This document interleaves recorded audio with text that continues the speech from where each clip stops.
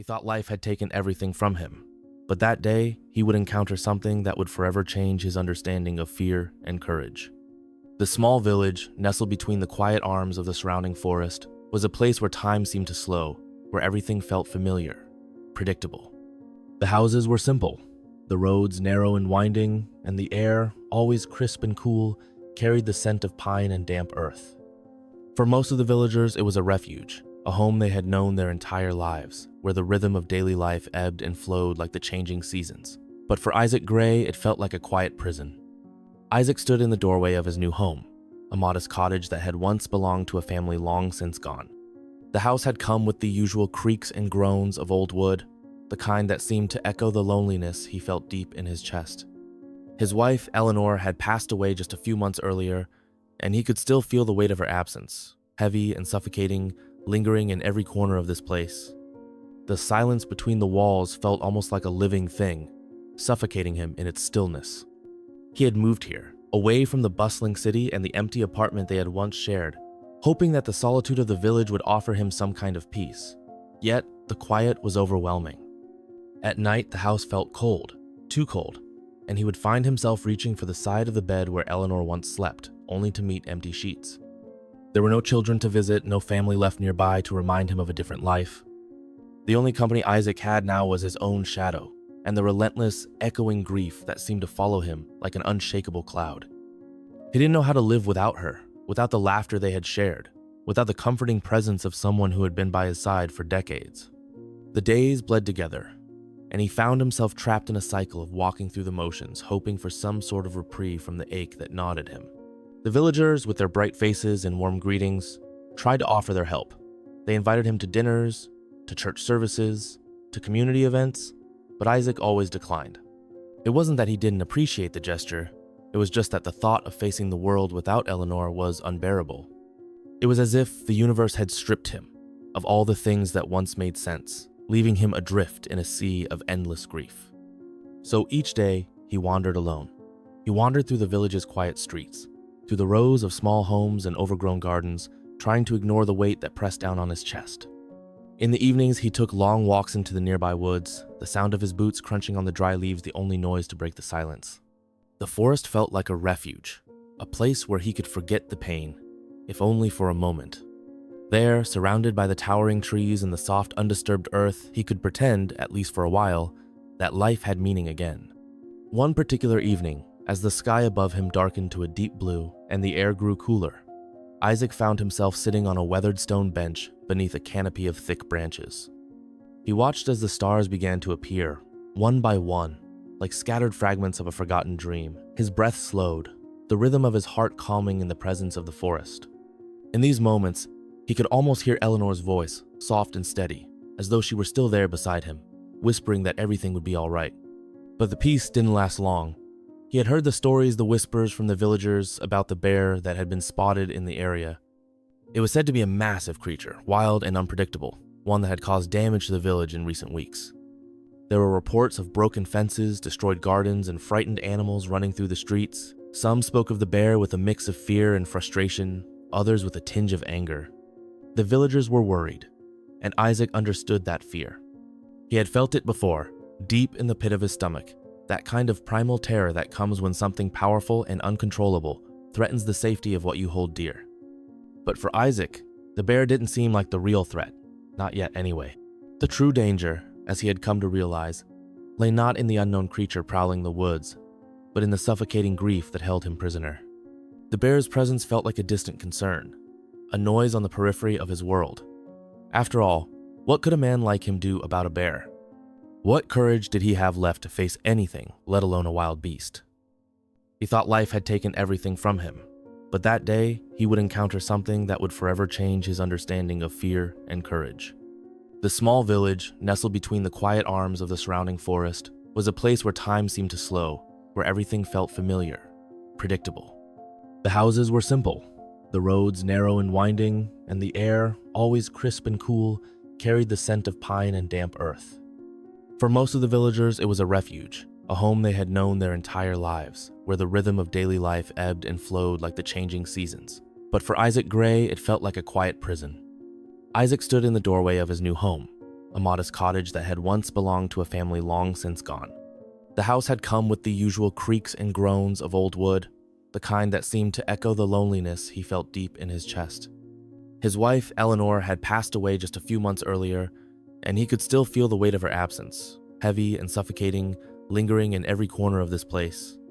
The silence between the walls felt almost like a living thing, suffocating him in its stillness. He had moved here, away from the bustling city and the empty apartment they had once shared, hoping that the solitude of the village would offer him some kind of peace. Yet, the quiet was overwhelming. At night, the house felt cold, too cold, and he would find himself reaching for the side of the bed where Eleanor once slept, only to meet empty sheets. There were no children to visit, no family left nearby to remind him of a different life. The only company Isaac had now was his own shadow, and the relentless, echoing grief that seemed to follow him like an unshakable cloud. He didn't know how to live without her, without the laughter they had shared, without the comforting presence of someone who had been by his side for decades. The days bled together, and he found himself trapped in a cycle of walking through the motions, hoping for some sort of reprieve from the ache that gnawed at him. The villagers, with their bright faces and warm greetings, tried to offer their help. They invited him to dinners, to church services, to community events, but Isaac always declined. It wasn't that he didn't appreciate the gesture, it was just that the thought of facing the world without Eleanor was unbearable. It was as if the universe had stripped him of all the things that once made sense, leaving him adrift in a sea of endless grief. So each day, he wandered alone.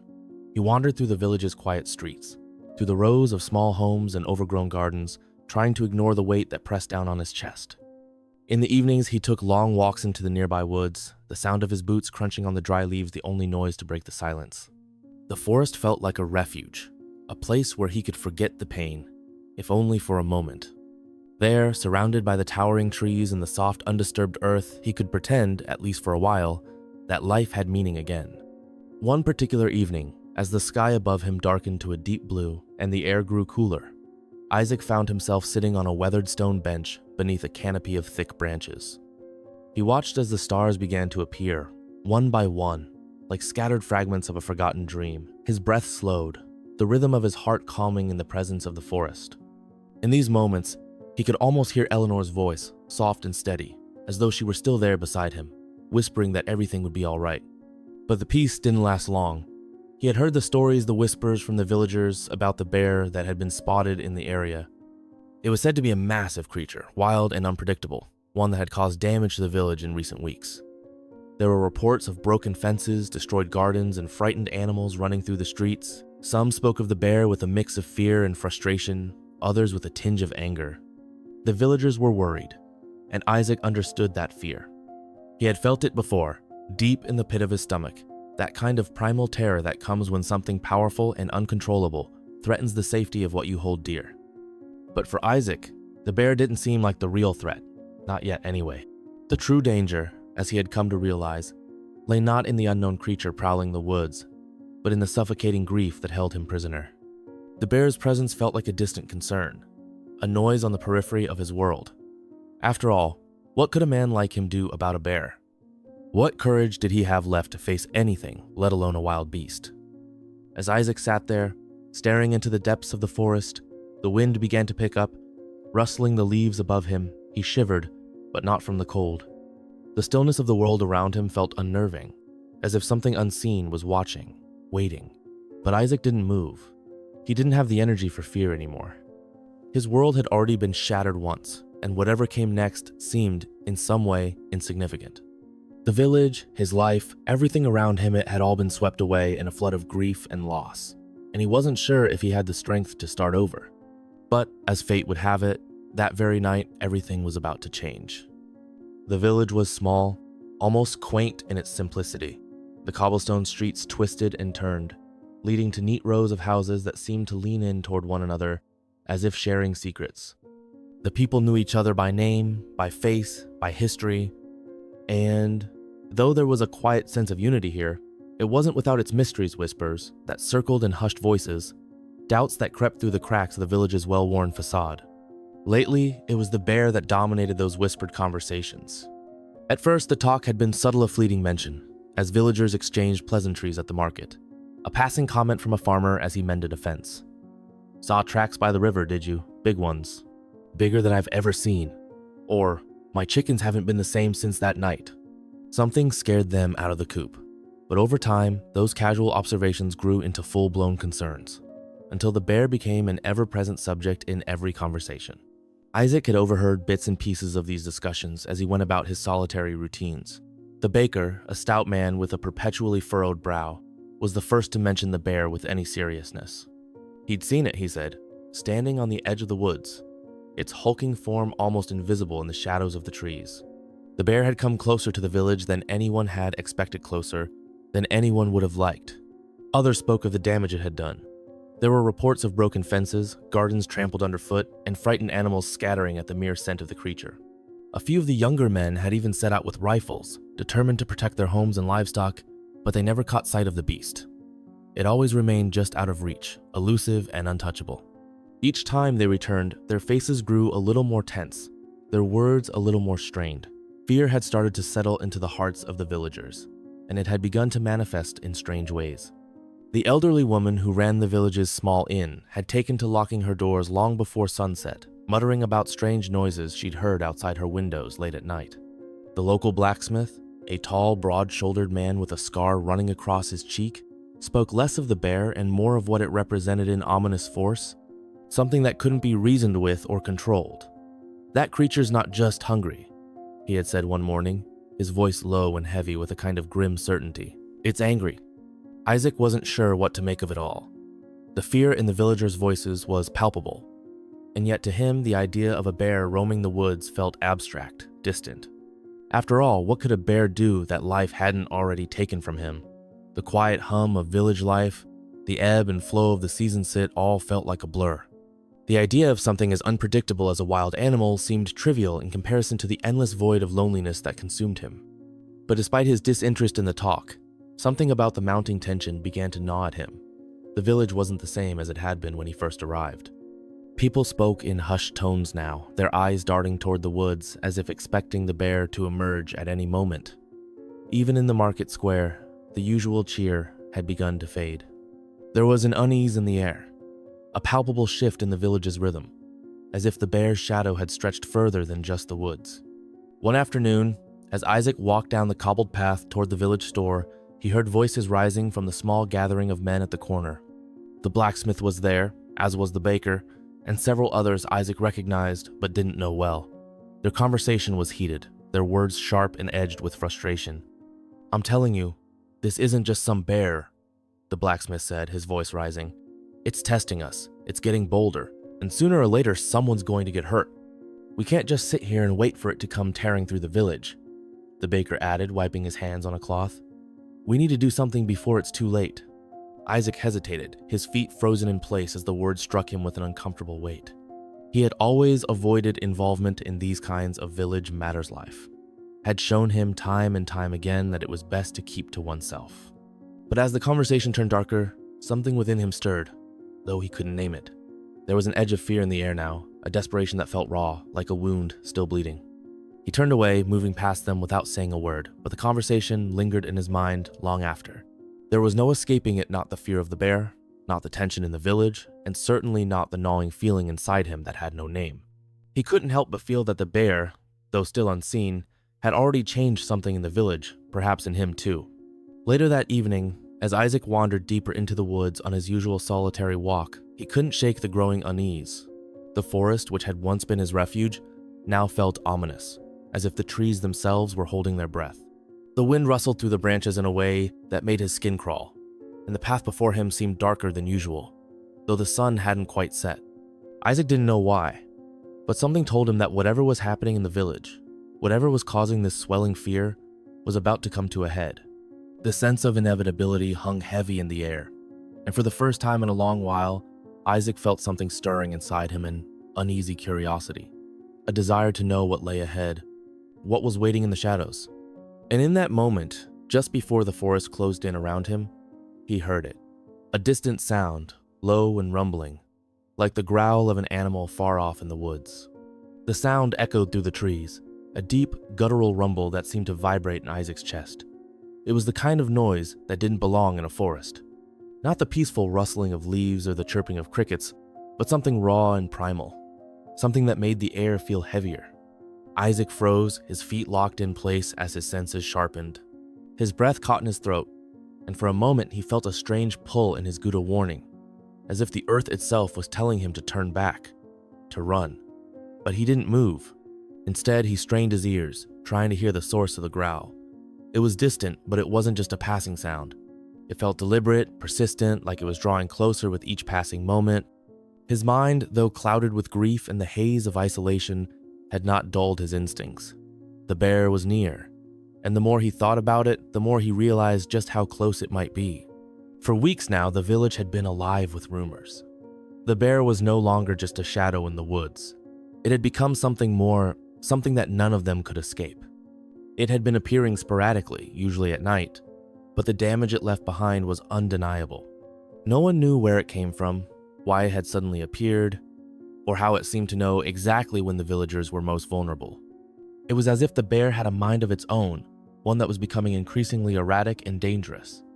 Isaac had heard the stories in passing, but now, standing in the midst of the quiet forest with only the rustling of leaves to accompany the distant growl, the reality of it felt far more urgent.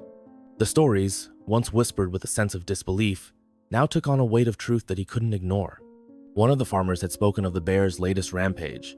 His crops had been decimated, his fences splintered and torn apart, and yet the bear hadn't even eaten the food. It had simply destroyed it, leaving a trail of devastation in its wake. There was no rhyme or reason to it, just destruction. Another man, a hunter who had lived in the village his whole life, had shared a tale of a close encounter. He'd been out in the woods, tracking deer, when he'd suddenly come face to face with the bear. It was massive, too large for any animal the hunter had ever seen, and when it turned to look at him, there had been no fear in its eyes, just a kind of raw, unfiltered rage. The villagers were growing desperate. The bear was no longer just a nuisance, it was a threat, and the fear had started to spread, much like the bear itself, infecting everyone in its path. No one knew how to stop it. No one knew how to protect their homes or families. The local authorities had been contacted, but they were miles away, and no one had the resources to deal with such a creature. It seemed as if the village was left to fend for itself, and even Isaac, who had kept to the edges of everything, could feel the tension rising.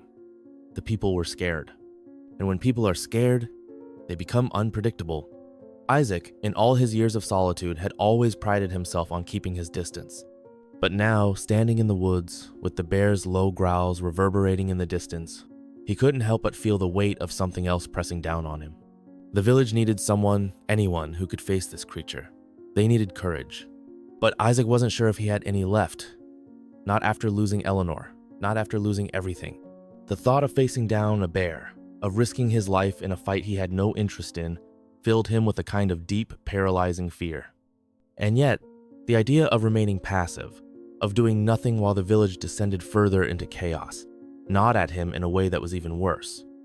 The wind shifted, and for a brief moment, Isaac caught a glimpse of something moving through the underbrush, a shadow, large and dark, moving with an unsettling purpose. He blinked, his heart racing, and then it was gone, swallowed up by the trees. It was the bear. Isaac stood frozen, his mind struggling to catch up with what his senses had just told him. It was real. The danger was real. And for the first time since his wife's death, Isaac felt a strange mix of fear and purpose stirring within him. The bear was no longer just a threat to the village, it had become a mirror to his own life. A force that demanded something of him, something he had avoided for too long. He turned and started walking slowly back toward the village, his mind heavy with the weight of what he had just seen. His steps were slow, measured, as if the forest itself was warning him to take his time. The shadow of the bear still lingered in his mind, an imprint on his memory that wouldn't be so easily erased. The growls had stopped, but the silence that followed felt like an ominous calm before the storm. The village was closer now, the dim light of homes visible through the trees. Isaac could see the small figures of people moving about, unaware of the danger lurking just beyond the woods. The fear that had once seemed so distant now felt inevitable, and he knew deep down that things were about to change. No one could avoid the bear forever. And perhaps, just perhaps, Isaac was about to find himself in the midst of something far larger than he had ever imagined, something that would force him to confront not only the creature in the woods, but the demons he had buried inside himself. The following days passed like ripples across the still Ponslow. deliberate, but with an undeniable sense of tension building beneath the surface. Isaac went about his life in the village, moving through it like a shadow, always a step removed from the ebb and flow of the community. He couldn't bring himself to face the growing fears that permeated the air. Instead, he lost himself in his solitude, hoping that by avoiding confrontation, he could somehow escape the pull of the impending crisis. The bear remained a topic of endless speculation, but Isaac stayed out of it. He could hear the villagers discussing the animal's movements, the damage it had caused, and their increasingly desperate plans to deal with it. The town seemed to hold its breath, as if waiting for a climax they couldn't control. Yet, despite the mounting fear, Isaac kept walking the same winding paths through the village, keeping his gaze down and his thoughts to himself. The sense of community, the small comfort of shared experiences and conversations, felt like a distant world to him. He had lost the ability to connect, his grief pulling him away from anything that might feel like warmth. His heart, like the house he had come to inhabit, had grown cold and empty. At night, he sat alone by the fire, staring into the flames but seeing nothing. His mind was elsewhere, lost in memories of Eleanor. How long had it been since her laughter had filled the air, since he'd held her hand and felt the pulse of life alongside his own? The pain of her absence was constant, a sharp ache that neither time nor distance seemed to ease. Some nights, it felt as though she had never existed at all, as though her presence in his life had been nothing more than a dream, a fleeting moment of happiness in a lifetime of sorrow. But there, in the silence of the small cottage, Isaac began to find solace in his walks. The forest, with its deep shadows and towering trees, had become his sanctuary. Each step he took through the woods seemed to offer him a quiet kind of refuge from the noise of the world. The path, winding and uneven, was one he had walked many times before, yet each time he set foot on it, it felt different. The scent of pine and fresh earth, the sound of his boots crunching over leaves, these sensations became anchors, grounding him in the present moment. And yet, despite the peace he sought, there was an unease growing within him. The bear, though still a distant concern, was beginning to feel like an uninvited presence in his life. The villagers spoke less and less of it, perhaps out of fear, perhaps because it was easier to pretend it wasn't real, but Isaac knew better. The bear was real, it was out there. And whether he chose to face it or not, it was coming closer. The woods themselves seemed to change in his mind, the trees now looming as symbols of both refuge and danger. On his walks, Isaac began to sense something more, something deeper. It was as if the forest was alive in a way he hadn't noticed before each leaf. Each branch, each turn of the trail held a meaning he could not yet understand. Sometimes he thought he could hear distant sounds an animal's cry, the rustle of leaves that seemed too deliberate, too measured, and other times it was a silence that unsettled him. The forest was watching him. It was waiting. On one of these walks, as he ventured further into the woods than usual, Isaac came upon a clearing he hadn't seen before. The sunlight, filtering through the trees, cast long, dappled shadows across the soft, mossy ground.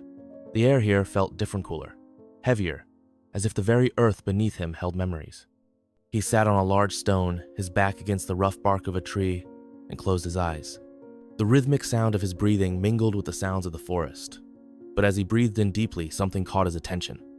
A noise low, almost imperceptible, but unmistakable. It was a growl. Not the thunderous, distant sound he had heard days before, but something much closer, much more immediate. Isaac's eyes snapped open, his heart pounding in his chest. The air around him seemed to freeze, as if the forest itself held its breath. For a long moment, he sat completely still, not daring to move. The growl was distant, yes, but it was unmistakable. And it wasn't just the bear's presence that unsettled him, it was the feeling that the creature was not hunting, not searching for food or shelter, but was instead driven by something deeper. Something that Isaac could not name but understood all the same. This time, he didn't leave the clearing immediately. Instead, he sat there, his mind racing. The bear was no longer just a random predator, a force of nature that had wandered into the village's path. No, it had become something more, a symbol, perhaps, or a sign. There was something about it that seemed tied to the very nature of the land, of the grief and isolation he had been carrying with him all these years. And it was at that moment, alone in the clearing, that Isaac began to feel a strange, almost inexplicable connection to the beast. He didn't understand it. He didn't even want to understand it. But in the depths of that quiet moment, He felt a Storinga whisper that told him the answer didn't lie in running away or hiding, but in facing whatever was ahead. The bear, though terrifying and destructive, was a part of the land, a part of this place. And perhaps, just perhaps, it was a reflection of something within himself that he had spent too long ignoring. Isaac stood slowly, feeling the weight of the moment settle in his bones. The bear was no longer just a monster in the woods. It was something else, something he could not yet grasp. But he would. The days that followed were marked by an eerie stillness in the air. The village, though still whispering about the bear's presence, seemed to retreat further into its own hushed fear. It was as though everyone had begun to anticipate something terrible, something inevitable, but no one spoke it aloud. There was an unspoken agreement that the bear was out there, and that it would eventually come to them. The question was not if, but when. Isaac felt it too. It wasn't just the bear that was drawing nearer.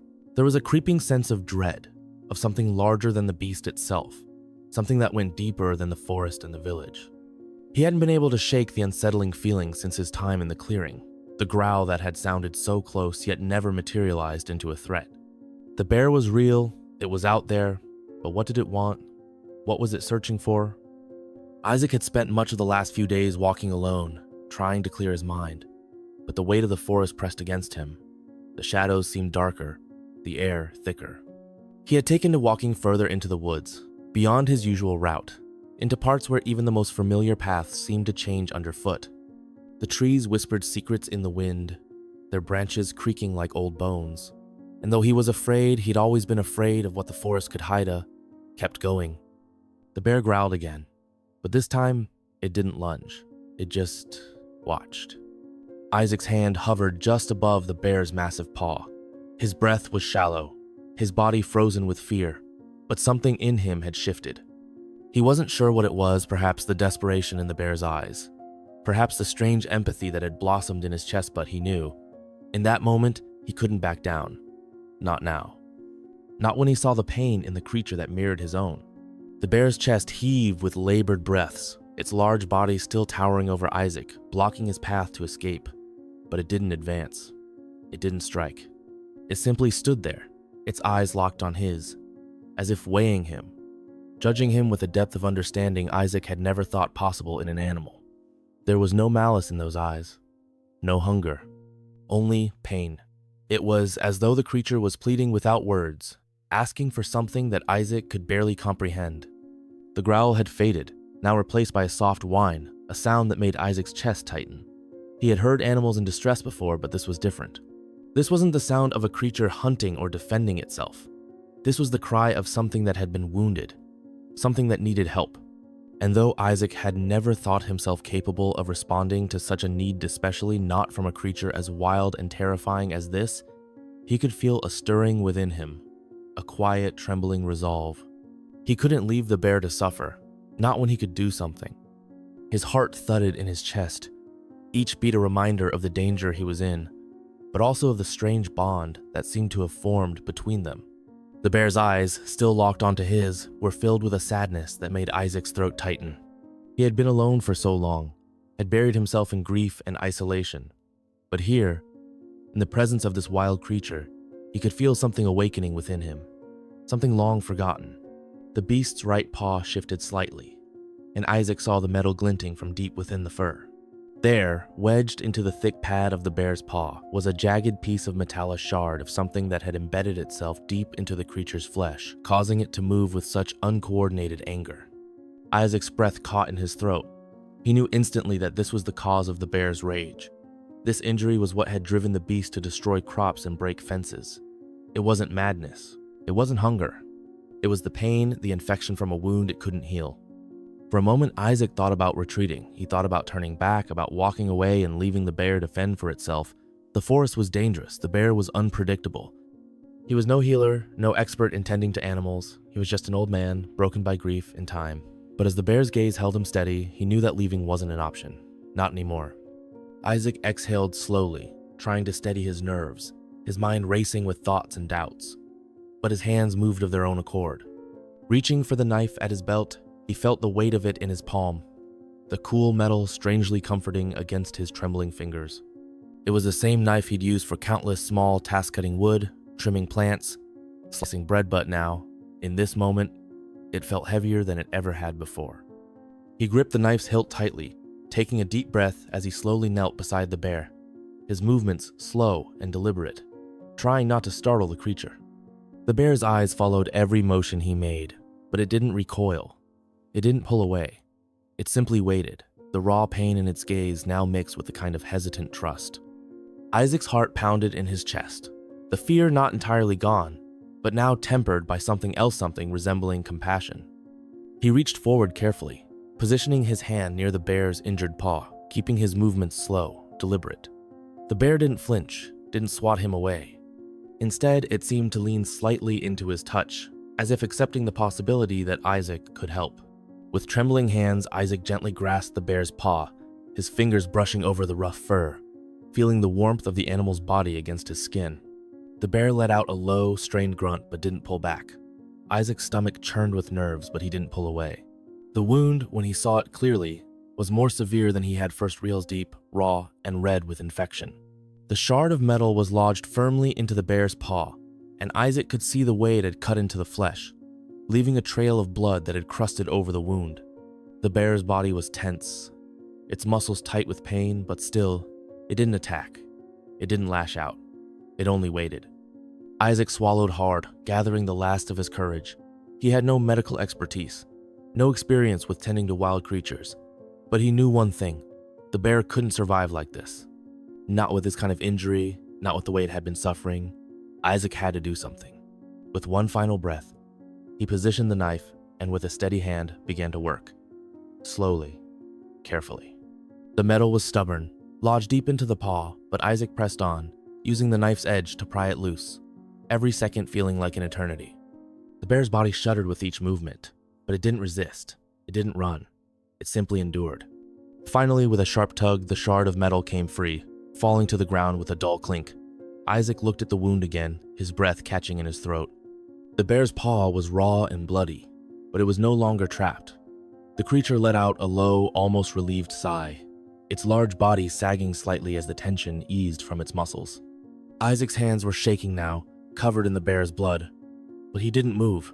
He simply stayed there, kneeling beside the animal, his heart beating in time with its labored breath.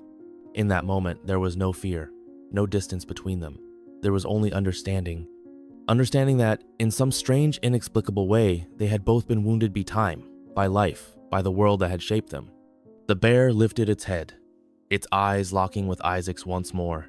This time, there was no pain in those eyes, only something else, something that felt like gratitude. Without a sound, the bear slowly stood, its muscles stiff from the injury, but it no longer seemed driven by rage. Instead, it seemed calm.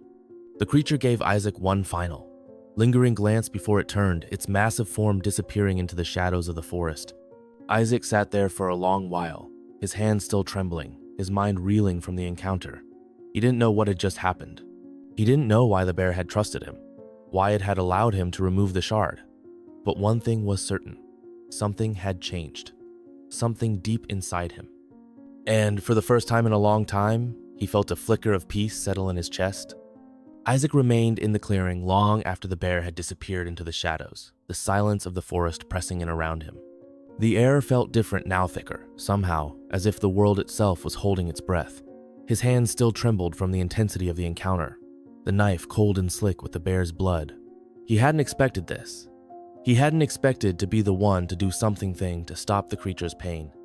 He had expected fear, he had expected to run, but instead, he had stayed. He had acted. For a moment, Isaac sat there, not knowing whether to laugh or cry, feeling both utterly drained and oddly alive. The forest, the world, seemed so much quieter now. Even the distant hum of birds had returned, the quiet rustle of leaves in the breeze. It was as though the balance of nature had shifted back into place, as if the forest, like Isaac, had found a strange sense of relief. The bear was no longer a terror to the village. It was simply a creature in pain, perhaps, on a path to healing. But the thing that stayed with him the most wasn't the bear's departure, nor the deep satisfaction that had come from helping it. What lingered in Isaac's chest was the realization that he had done something he had never thought he was capable of. He had faced fear head-on, had acted despite the terror gnawing at his gut. He had reached into the darkness, into the unknown, and instead of retreating, he had embraced it. He had helped. The thoughts swirled through Isaac's mind like a torrent, faster than he could make sense of them. He wasn't a young man anymore. He had spent decades of his life running away from his grief, from his own emotions, from the vulnerability that came with connection. He had stayed away from the world, from the people who might still care for him, because it was easier to be alone. It was easier to withdraw. But sitting there now, with the bear's pain still fresh in his mind, Isaac understood something deep in his bones. Courage wasn't about avoiding fear. It wasn't about running away when things got difficult. It was about facing the fear head on, about seeing the wound in front of you and stepping forward, even when every part of you screamed to run. Isaac stood slowly, the muscles in his legs aching from kneeling for so long. His fingers felt stiff, his hands still sticky with blood, but he wiped them on the rough fabric of his coat, feeling a strange sense of purpose settle over him. He hadn't been able to save his wife from her illness. He hadn't been able to stop the inevitable from happening. But here, in the forest, he had done something that mattered. He had helped. For the first time in years, Isaac felt like he had a place in the world again. He had been broken, had buried himself in grief. But now, there was a flicker of something brighter deep inside him. He wasn't sure what would come of this. He wasn't sure if the bear would return, or if it would ever come to know how much he had tried to help. But he knew one thing. He couldn't hide from life any longer. He couldn't hide from the messiness of human connection, or from the wild, unpredictable forces that shaped the world. He could no longer pretend that he was beyond help, that his heart had been so shattered that it couldn't be mended. The bear had shown him something about courage, something about compassion. And in return, Isaac had shown himself something about healing. Isaac began walking back through the forest, slowly at first, then with a bit more confidence. He could hear the faint chirp of insects in the distance, the rustle of branches overhead as a breeze passed through. The forest had returned to its peaceful rhythm, but Isaac knew he was no longer the same. He had faced something truly face-I-tanned. In doing so, he had found a piece of himself that he had long thought lost. The way back to the village felt different. The familiar dirt path seemed to stretch out before him in a way it hadn't in years. He wasn't just walking through the motions anymore. He was walking with purpose, with a quiet sense of knowing. The village was waiting for him, and as he made his way back to his small cottage, he couldn't help but feel that something in his life was beginning to shift. When he arrived back at the edge of the village, the sun had set, and the first few stars had begun to twinkle faintly in the sky. Isaac paused for a moment, standing on the threshold of the village, feeling the weight of the day settling on his shoulders. There was still so much to face, so much he didn't know. The village still feared the bear, and he hadn't told anyone what had happened. Perhaps he never would. But what mattered now, what he realized with a quiet certainty, was that he had done something. He had taken action, had stepped outside his own isolation. The bear had shown him that there was more to life than fear, that there was more to courage than running toward victory.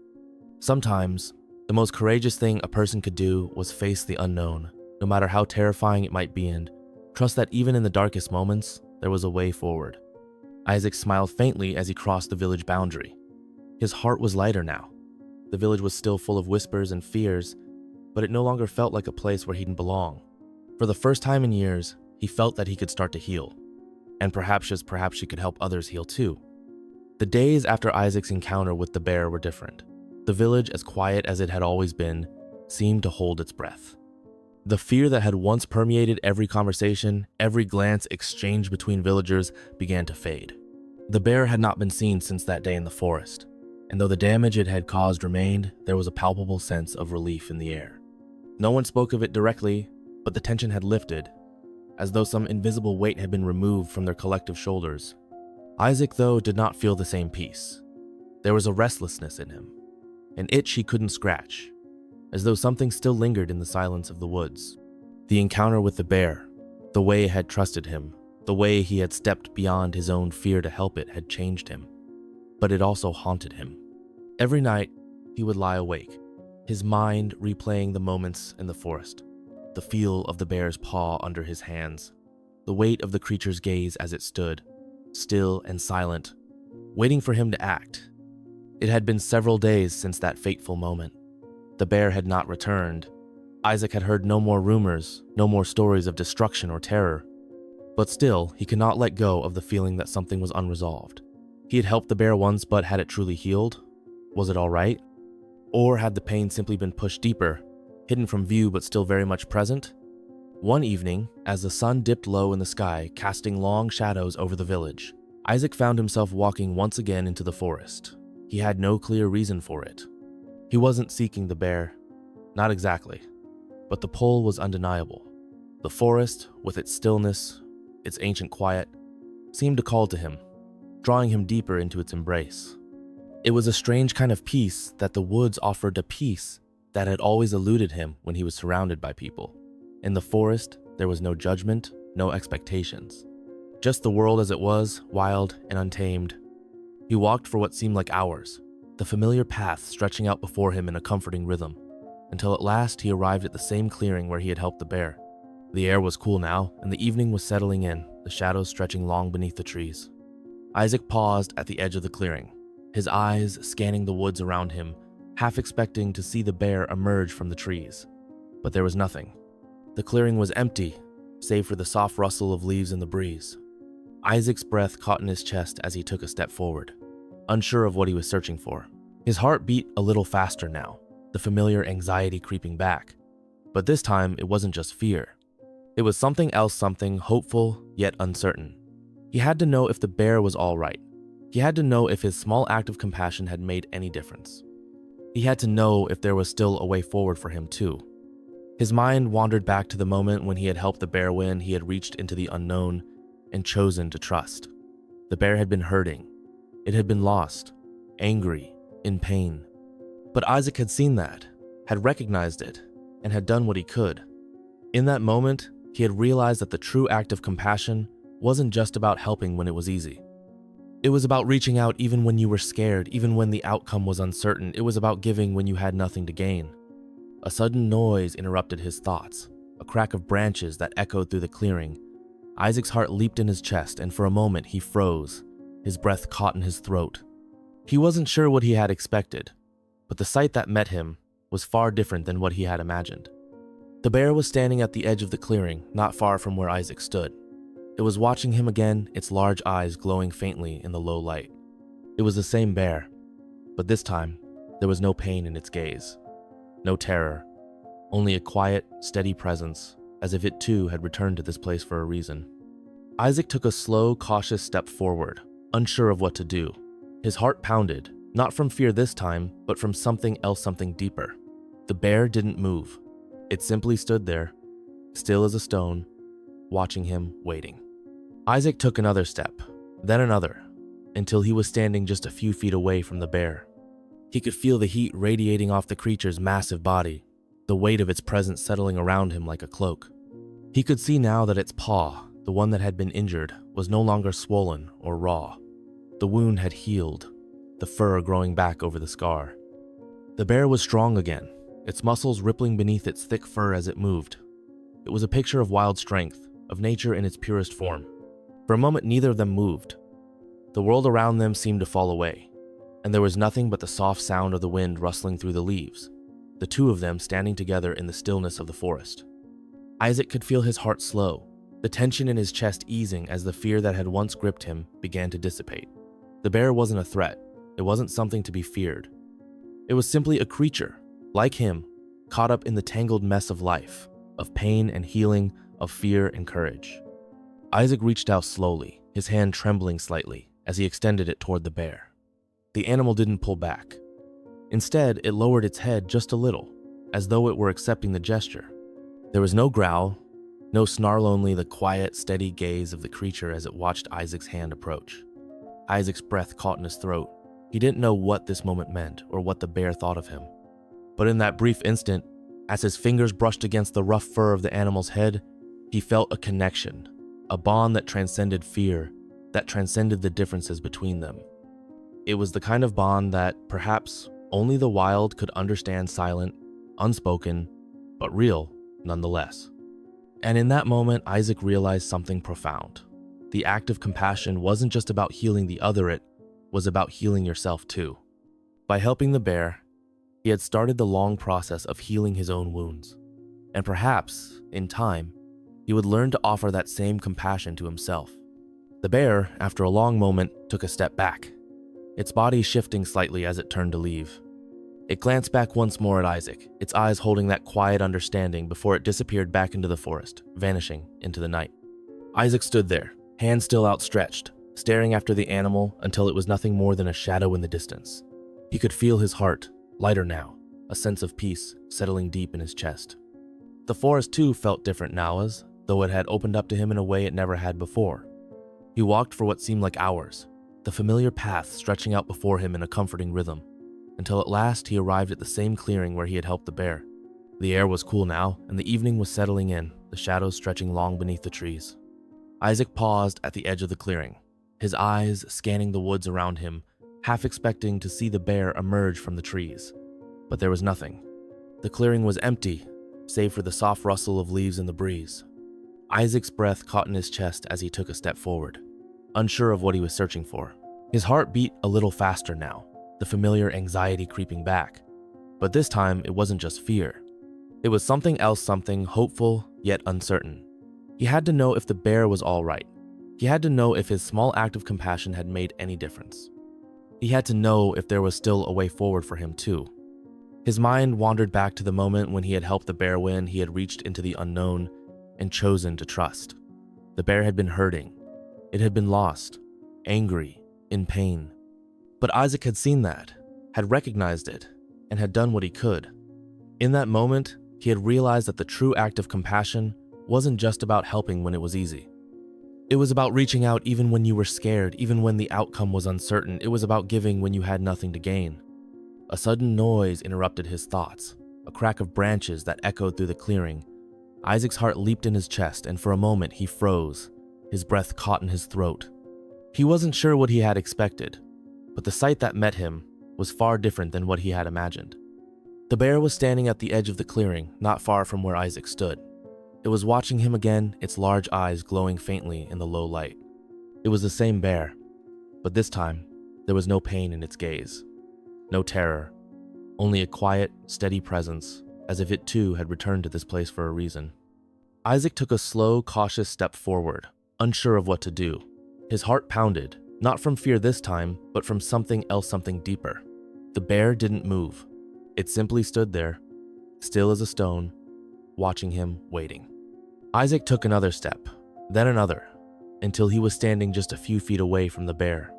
He could feel the heat radiating off the creature's massive body, the weight of its presence settling around him like a cloak.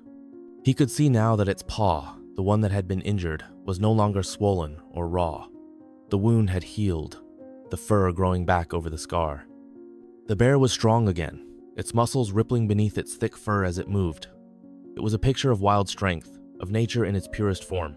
For a moment, neither of them moved. The world around them seemed to fall away, and there was nothing but the soft sound of the wind rustling through the leaves, the two of them standing together in the stillness of the forest. Isaac could feel his heart slow, the tension in his chest easing as the fear that had once gripped him began to dissipate. The bear wasn't a threat. It wasn't something to be feared. It was simply a creature, like him, caught up in the tangled mess of life, of pain and healing, of fear and courage. Isaac reached out slowly, his hand trembling slightly as he extended it toward the bear. The animal didn't pull back. Instead, it lowered its head just a little, as though it were accepting the gesture. There was no growl, no snarl, only the quiet, steady gaze of the creature as it watched Isaac's hand approach. Isaac's breath caught in his throat. He didn't know what this moment meant or what the bear thought of him. But in that brief instant, as his fingers brushed against the rough fur of the animal's head, he felt a connection, a bond that transcended fear, that transcended the differences between them. It was the kind of bond that, perhaps, only the wild could understand, silent, unspoken, but real nonetheless. And in that moment, Isaac realized something profound. The act of compassion wasn't just about healing the other, it was about healing yourself too. By helping the bear, he had started the long process of healing his own wounds. And perhaps, in time, he would learn to offer that same compassion to himself. The bear, after a long moment, took a step back, its body shifting slightly as it turned to leave. It glanced back once more at Isaac, its eyes holding that quiet understanding before it disappeared back into the forest, vanishing into the night. Isaac stood there, hands still outstretched, staring after the animal until it was nothing more than a shadow in the distance. He could feel his heart, lighter now, a sense of peace settling deep in his chest. The forest too felt different now, as though it had opened up to him in a way it never had before. He wasn't just a man anymore. He was a part of this world, a part of this wildness. And for the first time in years, Isaac knew that he was not alone. Days passed after the encounter with the bear, and the village seemed to settle back into a calm routine, as if nothing out of the ordinary had happened. The whispers about the bear slowly faded, and though the damage it had caused was still evident, the broken fences, the trampled gardens, the uprooted trees, the villagers seemed to breathe easier. Life went on, and yet, in Isaac's heart, something had changed that no one could see, not even him at first. He had returned to the forest many times since that night. Sometimes he walked the familiar paths with his eyes open for any sign of the bear. Other times he simply walked in silence, unsure of what he was searching for, but knowing that the act of walking itself, of moving forward, of keeping one foot in front of the other, was part of the healing process.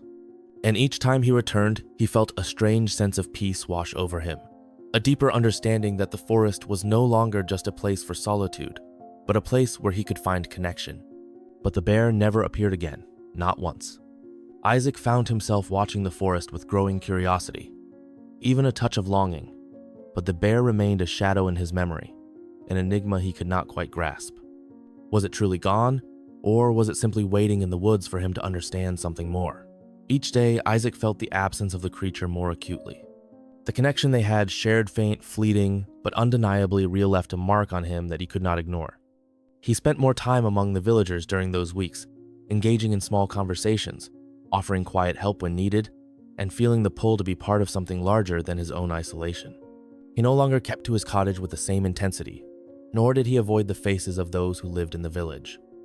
He still carried grief within him, but it was quieter now, gentler, as if the bear had shown him a way to move forward, to not be defined by the sorrow that had consumed him for so long. One evening, as Isaac walked back from the market, he noticed something different. The air was heavier, filled with the promise of rain, and the sky was cloaked in dark clouds. The village was quiet, the streets empty except for a few souls rushing to their homes before the storm hit. As he made his way toward his cottage, he noticed a group of villagers gathered near the edge of the woods, talking in low, anxious voices. Curious, Isaac approached, and as he drew closer, he could hear the sharpness of their words. "It's gone," one of them said, his voice tight with tension. "No sign of it, no tracks, no nothing." The other villagers nodded, their faces clouded with uncertainty. "Do you think it's left for good?" one woman asked, her voice betraying the lingering fear. Isaac stayed in the shadows, watching the group, trying to make sense of their conversation. He realized they were talking about the bear, the creature that had plagued them for weeks, the one that had sparked fear in their hearts, and now, inexplicably, seemed to have disappeared. No more broken fences, no more signs of destruction. It was as if the bear had vanished into thin air. Isaac felt a pang of something like sadness, mixed with relief, or perhaps the remnants of his own longing for an answer. The bear had disappeared from their lives, and in doing so had left behind not just a vacancy in the forest, but also an unspoken question in the village. Why had it come, and why had it left so suddenly? For a moment, Isaac stood still, considering whether he should approach the group, tell them the truth of what had happened between him and the bear. But he hesitated. He realized as the wind picked up and the first drops of rain began to fall, that the villagers would never understand. They would never know what had passed between him and the bear, the connection that had changed him, that had shown him a different kind of courage. No, the village didn't need that story. They didn't need the truth behind the disappearance. The bear had left, and that in itself was enough. Isaac turned and walked away from the group, letting the rain fall harder, soaking into his coat as the storm began to rise. He didn't need to explain. The truth was something only he could carry now, something that didn't belong to the village, but to him alone. The bear had left, and Isaac understood. The creature had come to him not just to heal, but to show him that sometimes even the most profound connections, those that transform you, are brief, fleeting, and that was okay. As he walked back to his cottage, the sky now fully dark, Isaac felt the weight of the rain on his shoulders, but he didn't mind. The storm had come, but so had the stillness after it, the peace that followed. And with that peace came something new, something he hadn't felt in years: hope. Isaac knew that the bear's absence, like its presence, was a part of the journey. It had shown him that courage was not a single defining moment, but a quiet, ongoing process. And just as the bear had moved on, so too would he. He would move forward one step at a time, carrying the lessons of the forest and the strange healing bond he had shared with the wild creature. The bear had disappeared, but Isaac had not. He was still here, still walking, still learning, still healing. The village would never know the full story, but that no longer mattered. Isaac smiled to himself as he reached his doorstep, the rain washing away the last traces of doubt. The bear was gone, but in its place, Isaac had found something greater than fear: understanding. Understanding that healing, like courage, was something that could not be forced. It came quietly when you least expected it, and sometimes that was all you needed. The rain continued to pour in a steady rhythm, a constant companion to the stillness of the world outside Isaac's window. Inside, he sat by the small hearth, the flames casting flickering shadows across the walls of his cottage. The fire crackled softly, and Isaac watched it, lost in thought. The weight of the past few weeks, the bear's sudden appearance, the quiet bond they had shared, and its equally sudden disappearance was still heavy in his chest. But now, it was not a burden. It was a quiet understanding, like a distant hum that settled into the marrow of his bones. Isaac had learned many things from that encounter in the forest, from the strange yet profound connection he had shared with the bear. He had learned about fear, how it could cripple, how it could freeze you in place, but also how it could be overcome, if only you dared to step beyond it. He had learned about compassion, and how sometimes offering help was the bravest thing you could do.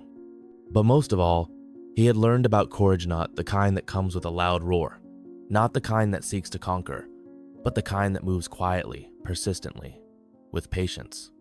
The kind that doesn't demand recognition, but simply exists. Sitting there by the fire, Isaac reflected on the courage it had taken to approach the bear that day. At first, he had been terrified, frozen in place by the sheer size of the creature, its wild, untamed presence. He had felt helpless, vulnerable, unable to do anything but hide behind a tree. But then something had shifted. He had seen the pain in the bear's eyes, the way it seemed to wait for him to make a choice. And in that moment, he had realized that courage wasn't about avoiding fear. It wasn't about running from danger or seeking out conflict. It was about facing the moment as it came, embracing the unknown, and doing what needed to be done, even when your heart was pounding in your chest and your hands trembled. It had been a simple act, a moment of contact, a brief exchange between two creatures, each with its own fears and wounds, but it had changed him. Isaac had helped the bear because he saw it suffering, because he chose to face the pain, even when he didn't know how things would turn out. That, he realized, was the essence of courage, to act with empathy, even in the face of uncertainty. He thought back to the days after the encounter, when he had returned to the village. He had been surprised by how much the experience had affected him, how it had begun to shift his interactions with the people around him. He had been a man of solitude for so long, keeping himself separate from others, locked in the fortress of his grief. But helping the bear had broken something inside him. It had made him see that he could still be a part of the world, that he wasn't defined by his loss, his sadness, or his isolation. He had something to offer, not just to the bear, but to the people around him. Something that came not from strength, but from vulnerability. Isaac had been afraid to rejoin the village, to open himself up to the possibility of connection again. But over time, he had learned that true courage wasn't in avoiding pain, but in allowing yourself to feel it, and in trusting that even through the pain, there was room for healing. That too was a form of courage. The bear's legacy was not one of destruction, as it had once seemed, but of compassion and understanding, of facing fear and choosing empathy in its place. Isaac smiled to himself as the children disappeared down the street, their laughter fading into the distance. In their eyes, the story of the bear had become something more than just a tale of fear. It was a story of healing, and Isaac knew deep within his heart that the bear had not just left the village, it had left something far more powerful in its wake. It had left a lesson. As the weeks went on, Isaac began to notice the subtle shift in the villagers' attitudes toward the world around them. There was a gentleness to their interactions with nature, an unspoken respect that hadn't been there before. The fences that had once been a source of irritation to the villagers, those that had been torn down by the bear, were now rebuilt with care, with an understanding that the land they lived on was shared with creatures who, like them, had needs and desires. The gardens that had been destroyed were replanted with patience, and the animals that had been scared by the bear's presence were no longer feared, but respected as part of the delicate balance of the world. It was not a loud, dramatic shift. It was subtle, gradual, but Isaac could feel it.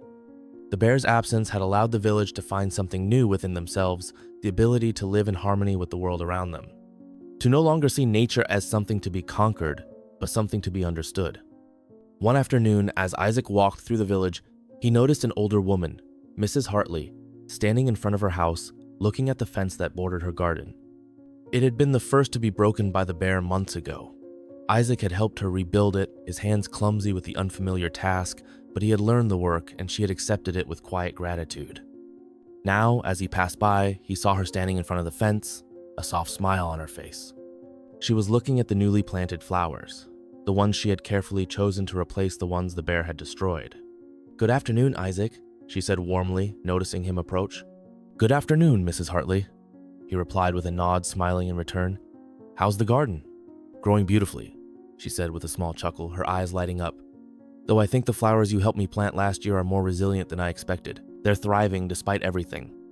Isaac laughed softly, a genuine sound that felt lighter than he had realized it could. The heaviness that had once clung to him was gone now, and in its place was something simple, something beautiful, the recognition that life, like a garden, could bloom again, no matter the damage done. "I'm glad to hear it," Isaac said. Mrs. Hartley paused, looking out over her garden, then turned back to him with a knowing look. "You've helped this village in more ways than you realize, Isaac. Not just with the bear, but in other ways too. You've reminded us that sometimes we need to pause, to listen to the land around us, and to each other." Isaac nodded, feeling the truth of her words. He hadn't needed to do anything grand, anything heroic. All it had taken was a moment of courage, a willingness to listen, and the decision to help. And in doing so, he had changed not only his own life, but the lives of those around him. As he walked away, he felt a sense of deep peace settle in his chest. The village, his place in it, and the legacy of the bear, all of it was part of something larger now. It was a reminder that we are all connected, that even the smallest act of kindness can ripple outward, changing the world in ways we may never fully understand. Isaac didn't know what the future held, but for the first time in years, he wasn't afraid. The bear's legacy had become his own, a legacy of empathy, of quiet courage, and of the healing power of connection between man, beast, and the earth beneath them all. And with that, Isaac knew that he had found his place in this world, not just as a man who had helped a bear, but as a man who had learned to live with courage and with compassion. The morning was crisp, with the first hint of autumn creeping into the air. The leaves had begun to turn, their green edges fading into hues of gold, amber, and crimson, as if the earth itself were taking a breath before the coming winter. Isaac had woken early, as he always did, but today felt different. There was a quietness in the world outside that mirrored something deep inside him, a peacefulness, a finality, as if all the questions he had carried for so long had finally been answered. He stood at the edge of the forest, looking out over the hills that stretched beyond the village. The world was still, bathed in the soft light of early morning. A flock of birds passed overhead, their wings cutting through the stillness like a whisper, and Isaac smiled faintly, feeling the weight of the years lift from his shoulders. He had spent so much of his life running from his grief, his fear, his loneliness. But now, standing here, he could see clearly. He could see that healing was not a destination, but a journey that had brought him back to himself, to the world around him, and to the quiet understanding that healing came through connection. As he walked through the woods that morning, he felt a deep sense of gratitude for the path he had traveled. It had not been easy. There had been moments of doubt, of fear, of grief too heavy to bear. But there had also been moments of grace, moments of connection that had opened his heart to the world once more. Isaac paused for a moment, his breath steadying as he closed his eyes. In the distance, he thought he heard the faintest rustle of movementa brush against the undergrowth, perhaps. For a brief, fleeting second, his heart leapt in his chest. But when he opened his eyes, the woods were silent again. Perhaps it had been nothing, or perhaps it had been the echo of a memory, a reminder of the bond he had shared with the bear. But whatever it was, Isaac knew, deep in his soul, that it didn't matter. The bear had left. The village had healed. And Isaac, too, had healed. He had found his peace, not through grand gestures, but through the quiet courage of simply being. As he walked further into the forest, the sun now fully rising, Isaac reflected on how much he had changed. He no longer carried the same weight of grief that had once consumed him. The loss of his wife, while still a part of him, was no longer the thing that defined him. He had learned that true courage was not in battling the things that frightened you, but in facing them head on, embracing them, and offering what little you had to give, whether it was to a bear in need or to a village that had once felt like a foreign place. Isaac had learned that healing came through giving, through compassion, through understanding. He reached the small clearing where he and the bear had met all those months ago. It was the same spot, but it felt different now, brighter, lighter, as if the earth itself had been transformed by the moment that had passed between them. Isaac took a deep breath, his chest swelling with a quiet emotion that he couldn't fully name. He was no longer the man who had arrived in the village, broken and alone. He was someone else, now someone who had found a way to live with his grief, to let it shape him, but not consume him. As he stood in the clearing, Isaac thought of the bear, of the strange, unspoken connection they had shared. He thought of the villagers, of the way they had slowly come to understand the importance of empathy, of connection with the land and its creatures. And he thought of himself, of the journey he had taken to reach this place of quiet peace. The sun was fully up now, casting long, golden beams through the trees. Isaac closed his eyes for a moment, feeling the warmth on his skin. The world seemed to pause with him, holding its breath, as if waiting for something. He opened his eyes and smiled faintly, a small, knowing smile. The greatest courage, he realized, wasn't in fighting monsters or conquering beasts. It wasn't in grand acts of heroism, or in the struggle to control what could never be controlled. The greatest courage was in allowing yourself to be vulnerable, to help when help was needed, to face your fears and offer what you could, no matter how small. And sometimes, Isaac thought, the greatest courage is simply in healing, in letting yourself be whole again, in reconnecting with the world and the people around you, no matter how broken you once felt. With one last, lingering glance at the forest around him, Isaac turned and began his walk back to the village. His steps light, his heart full. There was no grand conclusion to this journey, no final battle or great reckoning. But there was peace. And peace, Isaac knew, was enough. He was home. And in that moment, as he walked back toward the warmth of the village, he understood something deep within himself. The healing had come. And it had come not from fighting, but from embracing, from offering kindness, and from accepting the world and himself as they were. Sometimes the greatest courage is not in fighting the monsters, but in helping them heal their wounds.